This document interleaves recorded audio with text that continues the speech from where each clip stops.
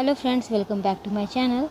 आज हम लोग उपकार पब्लिकेशन का सेट नंबर 13 करेंगे, जो कि म्यूजिक का सेट है। आप लोग को पता ही है, हम लोग म्यूजिक सेट का सीरीज कर रहे हैं, जिसमें हम लोग 2 बुक को अल्टरनेट डे करके कंप्लीट कर रहे हैं। 2 सेट वाला बुक है जिसको हम लोग कंप्लीट करने का कोशिश कर रहे हैं। तो अगर आप लोग मेरे चैनल पर नए हैं तो सब्सक्राइब कर लीजिएगा, और वीडियो बाकी नहीं देखे हैं तो जाके देख सकते हैं। वीडियो के लास्ट में आपको प्लेलिस्ट लगा दिया जाएगा, ठीक है। तो चलिए क्वेश्चन करना स्टार्ट करते हैं। तो हम लोग फर्स्ट क्वेश्चन देख लेते हैं। इसमें टोटल आपको कितना क्वेश्चन है, तो इसमें टोटल आपको 125 क्वेश्चन है, और इस उपकार पब्लिकेशन के सेट में टोटल आपको 25 सेट है, और हर सेट में आपको कितना क्वेश्चन, 125 क्वेश्चन मिल जाता है, ठीक है। चलिए फर्स्ट क्वेश्चन देख लेते हैं। फर्स्ट क्वेश्चन में क्या कह रहा है, तो फर्स्ट क्वेश्चन में कह रहा है संगीत रत्नाकर पर किन विद्वानों द्वारा टीका लिखी गई है। तो बताइए फ्रेंड्स, संगीत रत्नाकर पर किन विद्वानों द्वारा टीका लिखी गई है। तो ये हो जाएंगे कल्लीनाथ, सिंह भूपाल, और एक केशव जी जो है, केशव भी आपको संगीत रत्नाकर पर टीका लिखे थे, ठीक है, लिखे हुए हैं, ठीक है। नेक्स्ट क्वेश्चन हमारा क्या है, सेकेंड क्वेश्चन है हमारा, प्रागैतिहासिक काल में मनुष्य ने सर्वप्रथम किस वाद्य का निर्माण किया। तो प्रागैतिहासिक काल में मनुष्य ने सबसे पहले अंगसा वाद्य जो है इसका निर्माण किया था। 3 नंबर क्वेश्चन है, उत्तर पाषाण काल में संगीत किस रूप में प्रचलित था। तो उत्तर पाषाण काल में संगीत सामूहिक संगीत के रूप में प्रचलित था। 4 नंबर क्वेश्चन है, वर्तमान संगीत की नींव किस युग के संगीत से मानी जाती है। तो वर्तमान संगीत की नींव जो है प्रागैतिहासिक काल के युग से ही संगीत से मानी जाती है, ठीक है। वर्तमान संगीत का जो नींव है ये प्रागैतिहासिक काल में जो संगीत बना था उसी से उसकी नींव मानी जाती है। 5 नंबर क्वेश्चन है, भाषा का जन्म किस युग में की देन है। तो भाषा का जन्म जो है यहाँ पे दिया गया आपको ताम्र युग का देन है, ठीक है। किसका, ताम्र युग का। 6 नंबर क्वेश्चन है, एस्थेटिक्स शब्द का अर्थ क्या है। तो एस्थेटिक शब्द का अर्थ हो जाता है सौंदर्य का बोध होना, ठीक है। सौंदर्य शास्त्र को ही एस्थेटिक्स कहते हैं। 7 नंबर क्वेश्चन है, एस्थेटिक शब्द का प्रयोग सर्वप्रथम किसने किया। तो एस्थेटिक शब्द का प्रयोग सर्वप्रथम किए थे बामगार्टेन। गार्टेन होगा, यहाँ गार्टेन दिया है लेकिन गार्टेन होगा, ठीक है। नेक्स्ट है हमारा 8 नंबर, सौंदर्य शास्त्र को किस विद्वान ने ललित कलाओं के दर्शन के अर्थ से बताया है। तो सौंदर्य कला को हीगल ने ललित कलाओं के दर्शन के अर्थ से बताया है। नेक्स्ट क्वेश्चन हम लोग का क्या है, 9 नंबर है, ये पढ़ लेते हैं एक बार। इसमें क्या बोल रहा है, हीगल ने किस पुस्तक में सौंदर्य शास्त्र पर विचार प्रस्तुत करते हुए कहा है कि सौंदर्य शास्त्र का संबंध सौंदर्य के संपूर्ण क्षेत्र से माना जा सकता है, किंतु सही अर्थों में सौंदर्य शास्त्र का संबंध ललित कलाओं के माध्यम से अभिव्यक्त सौंदर्य शास्त्र के साथ है, अन्य माध्यमों से अभिव्यक्त सौंदर्य के साथ नहीं। अतः सौंदर्य शास्त्र ललित कलाओं का दर्शन है। ये हीगल कहे थे, किस पुस्तक में कहे थे। तो इनका पुस्तक था the philosophy of fine art. क्या था, the philosophy of fine art. Next question हम लोग का 10 नंबर, लैंगर ने अपने ग्रंथ फीलिंग एंड फॉर्म के वर्ष 1953 के संस्करण के 12वें पृष्ठ पर क्या प्रश्न उठाया। तो इसका क्या हो जाएगा फ्रेंड्स, तो इसका हो जाएगा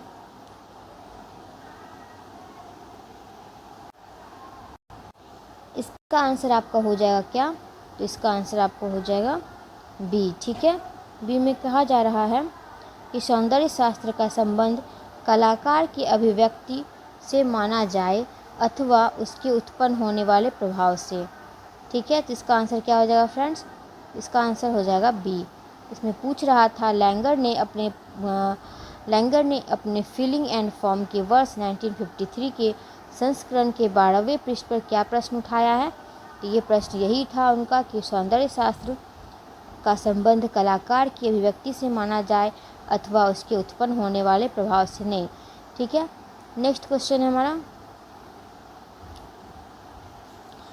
सुमेलित करना है। 11 नंबर क्वेश्चन में क्या करना है, सुमेलित करना है। तो यहाँ देख लेते हैं हम लोग। तो पंडित DK दत्त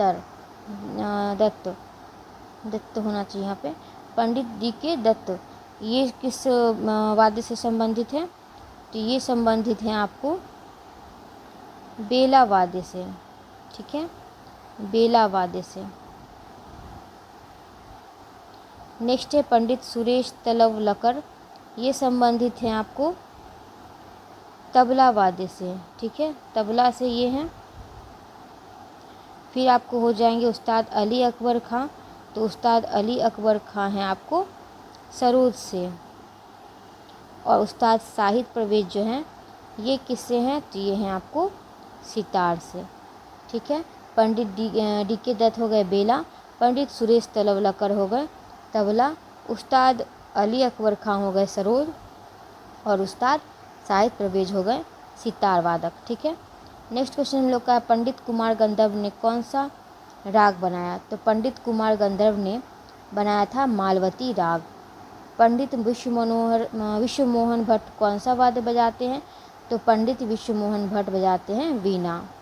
14 है, इनमें से कौन ऐसे प्रसिद्ध कलाकार थे जो गाते थे और बेला वादन भी करते थे? तो कौन से हो जाएंगे? तो पंडित वीजी जोग हो जाएंगे, ठीक है। नेक्स्ट हमारा 15 नंबर में पूछ रहा है, सुमिलित करिए। तो ये हो जाएंगे हमको आपको कविता कृष्णमूर्ति कौन सी गायिका थी? तो कविता कृष्णमूर्ति जो थी ये पार्श्व गायिका हो जाएगी, ठीक है। विदुषी शोभा गुई कौन सी गायिका थी? तो विदुषी शोभा गुई जो है ये ठुमरी गायिका हो जाएगी। विदुषी मालिनी रजूरकर हो जाएगी आपको कौन सी? शास्त्रीय गायिका हो जाएगी। और तीजन बाई जो है ये हो जाएंगे आपको लोक संगीत गायिका, ठीक है। कविता कृष्णमूर्ति कौन सी गायिका है? पार्श्व गायिका है। विदुषी शोभा गुई कौन सी गायिका है? तो ये आपको ठुमरी गायिका है। विदुषी मालिनी रजूरकर जो है ये कौन सी गायिका है? ये शास्त्रीय गायिका है। और तीजन बाई हो जाती है आपको लोक संगीत गायिका। नेक्स्ट हम लोग देख लेते हैं 14 नंबर हो गया हम लोग का, 15 हो गया, 16 देख लेते हैं। Oriental music in European notation नामक महान कृति के लेखक कौन हैं? तो oriental music and European notation नामक महान कृति के लेखक हो जाते हैं A.M. चिंता स्वामी मुदालियर, ठीक है। नेक्स्ट है हमारा the art of tabla rhythm पुस्तक के लेखक कौन हैं? तो the art of tabla rhythm पुस्तक के लेखक हैं सुधीर कुमार सक्सेना। कौन है? सुधीर कुमार सक्सेना है। 18 नंबर क्वेश्चन है संगीत पारिजात के लेखक कौन है? तो संगीत पारिजात के लेखक कौन है फ्रेंड्स? तो ये अहोबल हो जाएंगे। 19 है भरत के अनुसार नाटक को क्या कहते हैं? तो भरत के अनुसार नाटक को कहते हैं रूपक। नेक्स्ट क्वेश्चन है हमारा अहोदय नाट्यशास्त्र अनुसार डैश है। अहोदय नाट्यशास्त्र के अनुसार क्या है? तो ये वृंदगान है। 21 है सवागुन की भिन्न कौन सी होगी? तो 5/4 की हो जाएगी सवागुन। 22 है तबले पर स्याही किससे रखी जाती है? तो इनमें से कोई नहीं हो जाएगा आंसर। नेक्स्ट है हमारा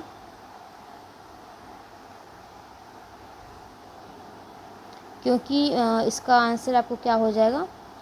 इनमें से कोई नहीं हो जाएगा क्योंकि इसकी जो स्याही बनती है ये चावल के आटा की या फिर उसी तरह की हम लोग की जैविक कोई चीज़ से बनी होती है ये, ठीक है। तो ये इसमें ऑप्शन नहीं दिया है तो आंसर आपको नहीं है होगा, इसका डी होगा।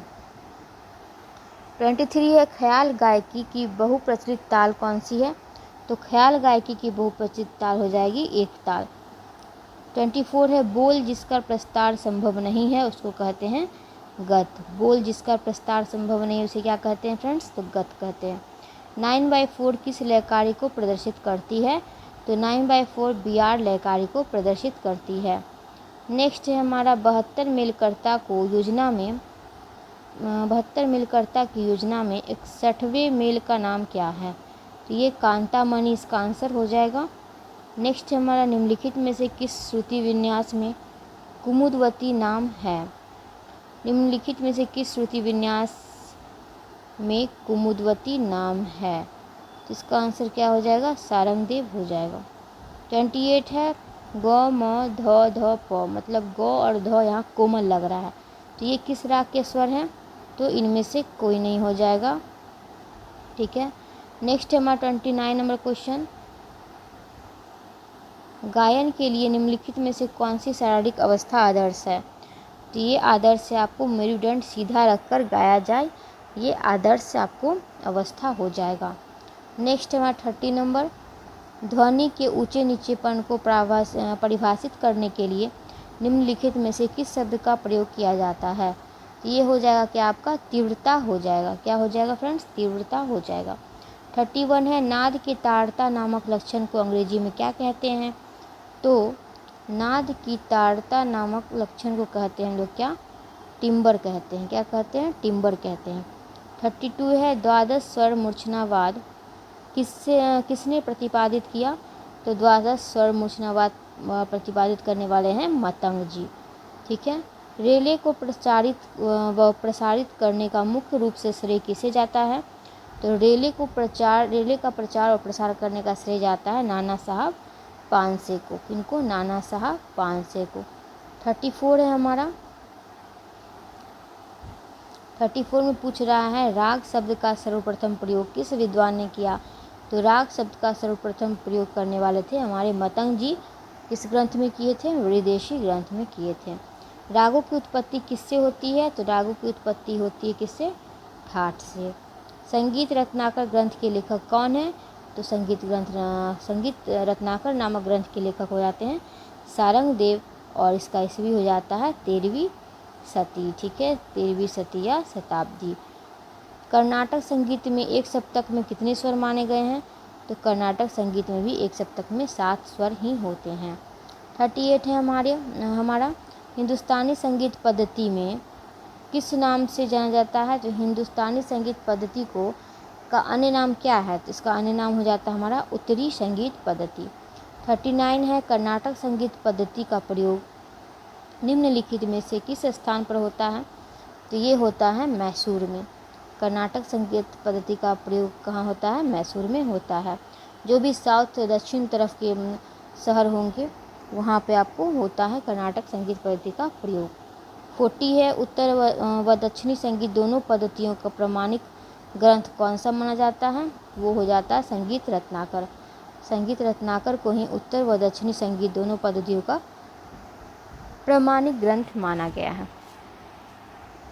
41 है गढ़वाल में भक्ति रस से परिपूर्ण गीत जो कथात्मक होते हैं, पूछ रहा सो क्या कहते हैं? तो गढ़वाल में जो भक्ति रस से परिपूर्ण गीत होते हैं जो कथात्मक होते हैं तो वो जागर गीत कहलाता है। 42 है हमारा। 42 में बोल रहा है गढ़वाल में वीर गाथा संबंधी गीतों को क्या कहा जाता है?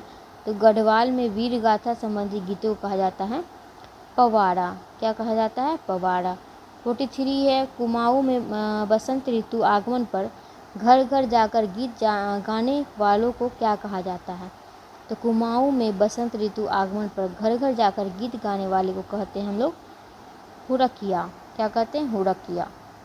नेक्स्ट है 44 नंबर क्वेश्चन। एक तारा वाद्य किसके अंतर्गत आता है? तो एक तारा वाद्य हो जाएगा, ये ऑप्शन के अकॉर्डिंग बताइए, तो हो जाएगा आपको लोक वाद्य हो जाएगा। हारमोनियम का प्रयोग मुख्यतः किस जगह ज़्यादा है? तो सबसे ज़्यादा हारमोनियम का प्रयोग होता है उत्तर भारत में ही। 46 है ठुमरी गायकी के साथ कौन सा ताल वाद्य बजाया जाता है? तो ये तबला बजाया जाता है ठुमरी गायकी के साथ।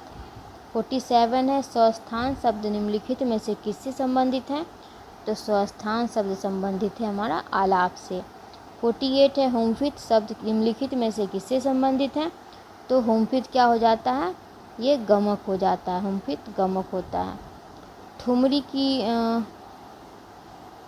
ठुमरी की पूर्वी शैली का कला क्षेत्र कौन सा है? तो ठुमरी की पूर्वी शैली का कला क्षेत्र हो जाता है बनारस। बनारस हो जाता है। अब 50 नंबर क्वेश्चन हम लोग देख लेते हैं। इसमें बोल रहा है साधारणी गीति के लक्षण आज हमें किस गायकी में परिलक्षित होते हैं? तो साधारणी गीति के लक्षण कौन से गायकी में देखने को मिलता है आजकल? तो ये ठुमरी में देखने को मिलता है। 51 है यदि राग मारवा के मंद्र ध को सा मान लिया जाए तो ध नी रे ग म ध शरावली से किस अन्य राग के स्वरों की प्राप्ति होगी? तो ये राग भोपाल की प्राप्ति होगी। तबले के चारों मुख्य बाजों में किसने महारत प्राप्त की थी? तो तबलों के चारों मुख्य बाजों में महारत प्राप्त करने वाले कौन हैं? तो अहमद जान थिरकवा हैं, अहमद जान थिरकवा हैं। नेक्स्ट है तबले का बनारस घराना किसने स्थापित किया? तो तबले का बनारस घराना स्थापित करने वाले कौन हैं? तो राम सहाय हैं, पंडित राम सहाय। हबीबुद्दीन किस घराने से थे? तो हबीबुद्दीन थे हमारे किस घराने के? तो ये अजरारा घराना के थे।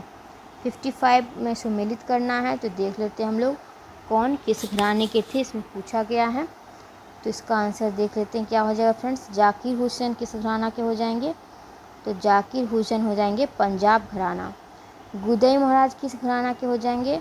गुदई महाराज हो जाएंगे बनारस घराना। मशीद खां किस घराना के हो जाएंगे? तो मशीद खां हो जाएंगे दिल्ली घराना। और करामतुल्लाह खां किस घराना के हो जाएंगे? तो ये हो जाएंगे फर्रुखाबाद घराना। जाकिर हुसैन पंजाब घराना, गुदई महाराज बनारस घराना, मशीद खां दिल्ली घराना और करामतुल्लाह खां फर्रुखाबाद घराना। इसका आंसर क्या हो जाएगा? ए हो जाएगा। नेक्स्ट है हमारा 56 number question. Hemidemisemiquaver स्वर कितनी मात्रा का होता है? तो कितनी मात्रा के होता है फ्रेंड्स? तो ये होता है आपको 1/64, 1/64। राग विज्ञान के लेखक कौन है? तो राग विज्ञान के लेखक हैं विनायक राव। कौन है? विनायक राव। पंडित भीमसेन जोशी किस घराना के प्रतिनिधि कलाकार थे? तो ये हो जाएंगे किराना घराना के। ठीक है, किस घराना के हैं? तो किराना घराना के। नेक्स्ट है 59 नंबर हम लोग का। इंडियन म्यूजिक के लेखक कौन है? तो इंडियन म्यूजिक के लेखक हो जाते हैं साहंदा। नेक्स्ट है हम लोग का पंडित विश्वंभर नाथ भट्ट ने किस ग्रंथ का अनुवाद हिंदी में किया है? तो पंडित विश्वंभर नाथ जो हैं भट्ट, ये आपको स्वरमेल कलानिधि का अनुवाद हिंदी में किए हैं। उस्ताद अली अकबर खां का जन्म कब और कहाँ हुआ था? तो उस्ताद अली अकबर खां का जन्म 14 अप्रैल 1922 में बंगाल में हुआ था। ठीक है, बंगाल में हुआ था। नेक्स्ट है 62। कलामंडलम गोपी को किस उपाधि से सम्मानित किया गया? तो ये कालिदास सम्मान से सम्मानित किया गया। तानसेन सम्मान कहाँ पर होता है? तो ये ग्वालियर में होता है। तानसेन सम्मान कहाँ होता है फ्रेंड्स? तो ग्वालियर में होता है तानसेन सम्मान। 63 हो गया हम लोगों का। नेक्स्ट हम लोग देख लेते हैं तानसेन सम्मान में कलाकारों को कितनी राशि दी जाती है? तो उन्हें दी जाती है आपको 2 लाख की धनराशि। कितनी की? 2 लाख की धनराशि। नेक्स्ट है हम लोगों का 65 नंबर। किस तबला वादक को राष्ट्रपति पुरस्कार से सम्मानित किया जा चुका है? तो ये जहांगीर खां जो हैं, इनको राष्ट्रपति पुरस्कार से, ये तबला वादक है, इनको राष्ट्रपति पुरस्कार मिल चुका है। 66 है हमारा, इसमें राग के बारे में दिया है, राग का नाम है और उसका कर्नाटक संगीत में जो नाम है वो दिया गया है। तो खमाज को क्या बोलते हैं कर्नाटकी संगीत में दक्षिणी क्षेत्र में? तो इसको बोलते हैं हरिकाम भोंजी। ठीक है, खमाज को हरिकाम भोजी। और फिर है भैरव, राग भैरव को कहते हैं माया मालव गौर। काफ़ी को बोलते हैं खरहर पिया और असावरी को बोलते हैं नट भैरवी। ठीक है, खमाज को बोलते हैं हरिकाम भोजी, भैरव को बोलते हैं माया मालव गौर, काफ़ी को बोलते हैं खरहर प्रिया, असावरी को बोलते हैं नट भैरवी। नेक्स्ट क्वेश्चन हम लोग का कौन सा है? 67 नंबर। अलाउद्दीन खिलजी के दरबार में प्रसिद्ध कवि एवं संगीतज्ञ का नाम बताना है। तो ये अमीर खुसरो ही थे जो अलाउद्दीन खिलजी के दरबार में थे। नेक्स्ट है सरपर्दा राग के रचयिता कौन है? तो सरपर्दा राग के रचयिता अमीर खुसरो को ही माना जाता है। इन्होंने भी 2-3 राग का रचना किया था, जिनमें से एक है सरपर्दा। नेक्स्ट है हमारा अमीर खुसरो के समकालीन संगीतज्ञ कौन थे?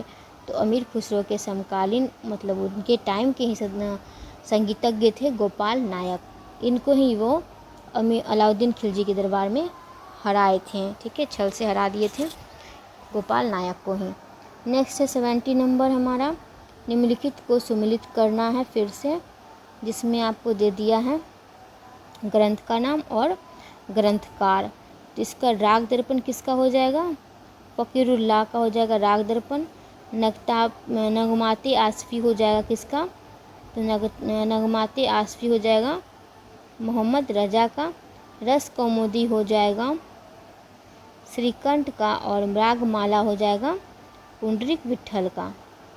राग दर्पण किसका हो गया? फ़कीरुल्लाह का हो गया। नगमाते आसफ़ी हो गया मोहम्मद रज़ा का।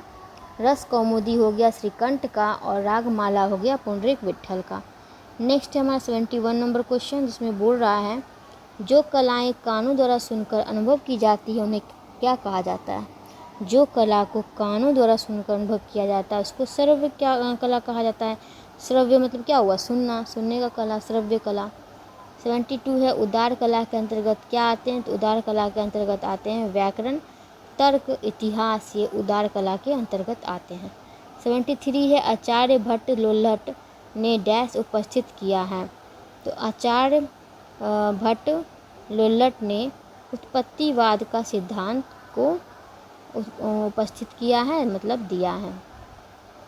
74 है हमारा प्रकृति कला में दिखाई दे तथा कला में प्रकृति दिखाई दे वही सुंदर है। यह उक्ति किस विद्वान द्वारा कही गई है?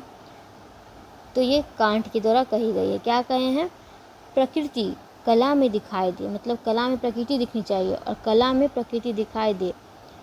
प्रकृति कला में दिखाई दे और कला में प्रकृति दिखाई दे, मतलब कला में प्रकृति या प्रकृति में कला, ये दोनों दिखाई दे वही सुंदर है। तो ये कांट कहे थे। 75 है unity with in variety is beauty. यह कथन किस पाश्चात्य विचारक का है? Unity with in variety is beauty, यह है प्लेटो का कथन। 76 है हमारा 14 अप्रैल 1956 में कलकत्ता में Ali Akbar college of music की स्थापना किस संगीतज्ञ के द्वारा की गई थी? तो 14 अप्रैल 1956 में कलकत्ता में Ali Akbar college of music की स्थापना की गई थी उस्ताद अली अकबर खां के द्वारा। किसके द्वारा? उस्ताद अली अकबर खां के द्वारा। नेक्स्ट है हमारा पंडित किशन महाराज किस वाद्य के वादन के लिए प्रसिद्ध हैं? तो पंडित किशन महाराज प्रसिद्ध हैं तबला वादन के लिए। नेक्स्ट है हमारा 78 नंबर, संगीत सार संग्रह के लेखक नरहरि चक्रवर्ती का असली नाम क्या है? तो संगीत सार संग्रह के लेखक है नरहरि चक्रवर्ती, उनका असली नाम है काशीनाथ। कलीनाथ ने अपना टीका किस शताब्दी में लिखा? तो ये 15वीं शताब्दी में लिखे थे कलीनाथ टीका, ठीक है। गीत गोविंद ग्रंथ में किस देवता के गीतों का उल्लेख है? तो ये मिलता है आपको राधा कृष्ण के गीतों का उल्लेख। नेक्स्ट है हमारा किस ग्रंथ में राग रागनी पद्धति को छोड़कर ठाठ पद्धति को अपनाया गया? तो ये राग तरंगिणी में राग रागनी पद्धति को छोड़कर ठाठ पद्धति को अपनाया गया था। राग तरंगिणी ग्रंथ के रचयिता कौन थे? तो ये राग तरंगिणी के रचयिता हैं लोचन जी। लोचन ने सभी जन्य रागों को कितने जनक ठाठों में विभाजित किया है? तो ये 12 ठाठों में विभाजित किए हैं। लोचन ने कितने ठाठ स्वीकार किए हैं?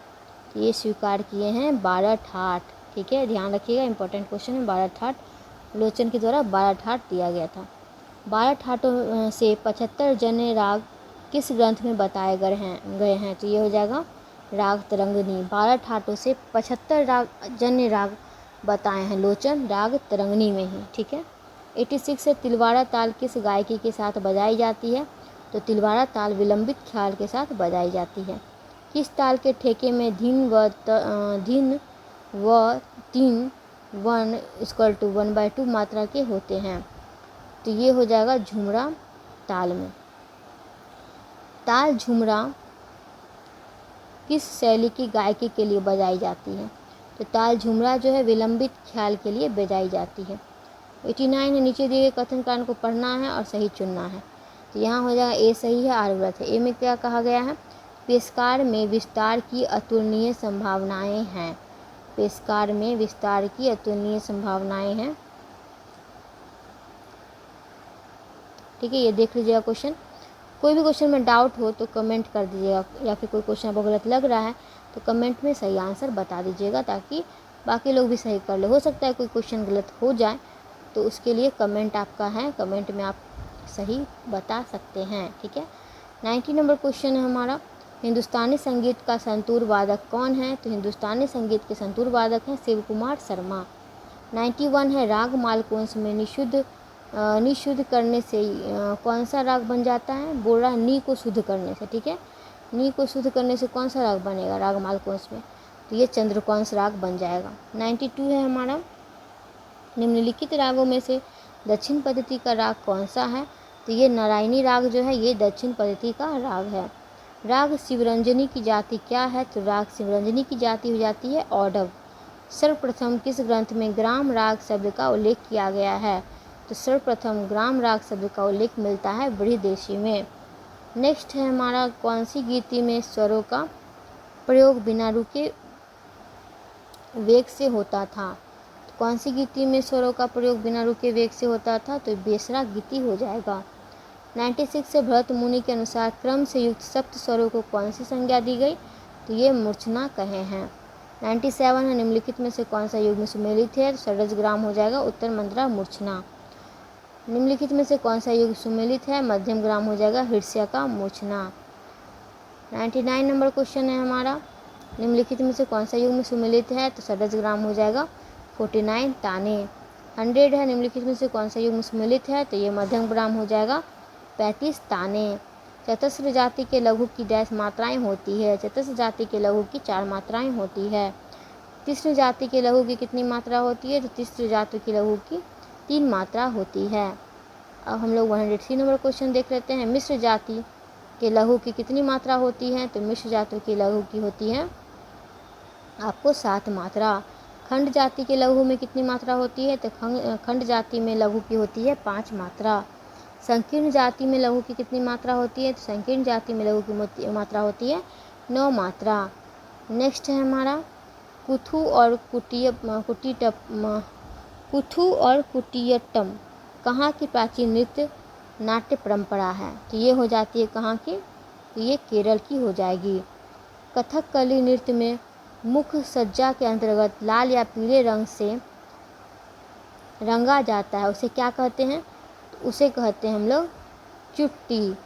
कथकली नृत्य की प्रसिद्ध नृत्यांगना कौन है।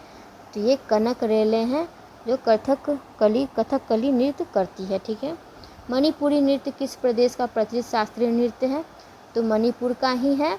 मणिपुरी नृत्य शास्त्रीय नृत्य है, याद रखिएगा। मणिपुरी नृत्य की एक विशेषता क्या है। तो ये है रासलीला इसमें होता है। 111 में क्या करना है, ध्रुवा गान के उपभेदों को सही क्रम में स्थापित करना है। तो ये क्या हो जाएगा, इसका हो जाएगा फ्रेंड्स, इसका हो जाएगा आपको क्या, इसका हो जाएगा पहले हो जाएगा अडिता, फिर हो जाएगा उद्धता, फिर हो जाएगा विलंबिता, फिर हो जाएगा अनुबद्धा, फिर हो जाएगा शीर्षका। ये सभी मतलब एक लाइन से ही सुमेलित हैं। ध्रुवा गान के कितने उपभेद हैं। तो ये 8 उपभेद हैं। कितने हैं, 8 हैं। भरत ने ध्रुवाओं को कितने अंगों का वर्णन किया है। तो भरत ने ध्रुवाओं के 9 अंगों का वर्णन किया है भरत ने। ध्रुवा की कितनी जातियाँ होती है। तो ध्रुवा की 4 जातियाँ होती है। अब बोल रहा है ध्रुवा की जातियों को क्रम में स्थापित करना है। तो पहले हो जाएगा क्या, धृति हो जाएगा, फिर चपला हो जाएगा, फिर हो जाएगा आपको क्या,